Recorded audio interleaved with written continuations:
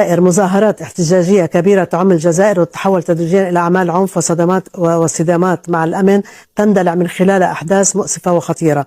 الطيران الجزائري يتعرض لخضة جراء حادث مؤسف. أرى بوادر أزمة دبلوماسية بين الجزائر وفرنسا، وذلك بسبب أحداث أمنية تقع على الأراضي الفرنسية وتسلط الأضواء على بعض الرعايا الجزائريين المقيمين في فرنسا. أرى حزن وحداد يعم الجزائر بسبب حدث مؤسف، زلزال بيضرب عدة مدن في الجزائر للأسف ويسبب بعض الخسائر وحالة من القلق والهلع. المغرب، أرى حصول ثورة إصلاحات في المغرب يرافقها تغيير في الحكومة المغربية ودور كبير لملك المغرب في عملية مكافحة الفساد، وسنرى أسماء مغربية بارزة وراء القضبان. بنشوف الأمن عم يجيبهم من بيوتهم. سنشهد توتر في العلاقات بين المغرب والجزائر وذلك بسبب أزمة طارئة.